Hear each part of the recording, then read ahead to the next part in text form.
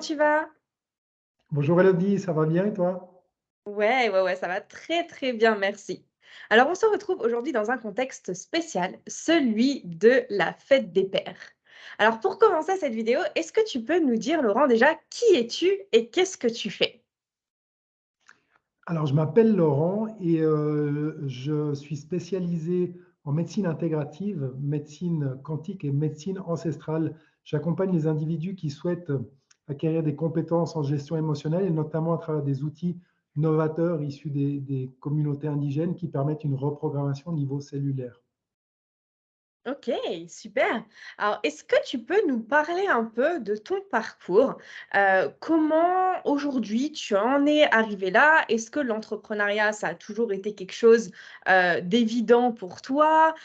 Comment tu as commencé et voilà, comment tu en es arrivé là aujourd'hui? Alors, ça n'a pas toujours été évident pour moi. J'ai commencé lors d'un gros changement professionnel dans les années 2008-2009, où je suis tombé malade à la suite de maladies et de remise en question et de travail sur moi-même. J'ai ouvert d'abord mon entreprise en solo en Suisse. C'était un cabinet thérapeutique. Pour ensuite, après, plus en avant, créer mon entreprise avec des associés, cette fois, mon épouse et son frère, en Colombie d'abord, et puis en Suisse ensuite en 2018. OK, super. Donc du coup, est-ce que tu peux nous parler un peu plus de ton activité? Qu'est-ce que c'est à toi? Qu'est-ce que tu fais exactement? Alors, Tatoua, en Colombie, on a créé un centre de médecine intégrative et un laboratoire qui est issu des savoirs ancestraux des communautés indigènes d'Amazonie avec qui on s'assied, on partage, on a des relations de confiance et d'amitié qui nous permettent d'avoir accès à leurs savoirs ancestraux et de notre côté de les traduire en fait en des outils et des produits qui soient accessibles pour tout le monde, avec la société en Suisse qui nous permet de distribuer notamment en Suisse et à travers l'Europe. OK, super. Bon alors aujourd'hui, on est là dans le cadre de la fête des pères. Alors effectivement, tu as une entreprise en Colombie, tu as aussi en Suisse, tu es marié, tu as des enfants. Laurent, comment tu fais au quotidien? Quels sont tes secrets? Comment tu fais pour gérer entre ce rôle de mari, de père, de chef d'entreprise? Dis-nous tout. Alors, c'est la souplesse et la flexibilité.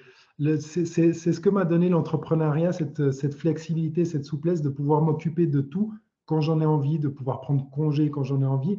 Et je considère, euh, sans qu'on prenne mal mes mots, vraiment chaque élément que tu as nommé tel quel comme une entreprise, euh, que je dois prendre soin de chacune de ces entreprises.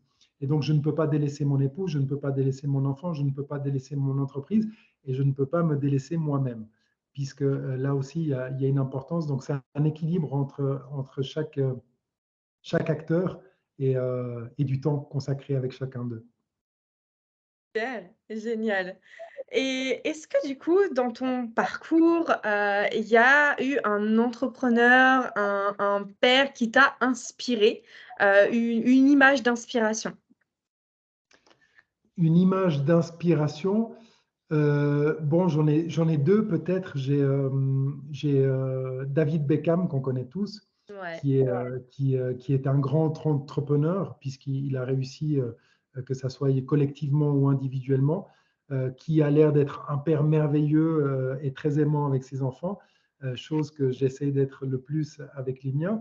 Il y a aussi Elon Musk, qui est un entrepreneur remarquable et qui a du temps et qui a beaucoup de temps pour ses enfants et qui passe beaucoup de temps en famille. Donc, j'admire beaucoup ces personnes qui apportent tellement au monde et qui ne délaissent pas leur famille et qui prennent soin de leurs enfants parce qu'ils ont très bien compris que c'est le futur. C'est pas seulement le futur de nous en tant que parents, c'est aussi le futur de l'humanité et donc c'est très important. Super, génial.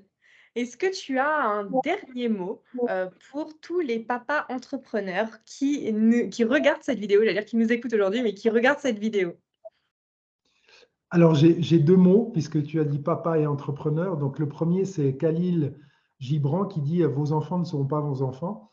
De la même façon que notre entreprise n'est pas notre entreprise, notre épouse n'est pas notre épouse. Donc, prendre conscience qu'en fait, chaque élément, chaque chose, chaque individu qui croise notre chemin, que ce soit nos enfants, notre épouse ou nos collaborateurs, ce sont juste ils sont juste prêtés, ils font juste partie d'un bout du chemin. Rien ne perdure et rien n'est définitif. Donc, dans les situations difficiles, de comprendre que c'est juste temporaire.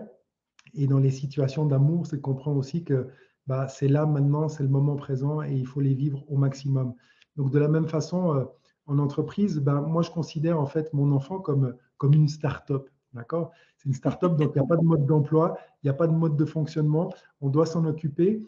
Et donc, je le traite un peu comme je traite mon entreprise. À chaque fois qu'il y a un problème, c'est ma responsabilité, c'est de ma faute. Donc, j'essaie de comprendre comment moi, à l'intérieur, je peux aller faire ce changement et cette transformation qui aura un impact beaucoup plus rapide à l'extérieur. Donc, je vois mon petit comme un maître en soi qui est là pour m'enseigner, pour me guider sur mon chemin. Génial, super.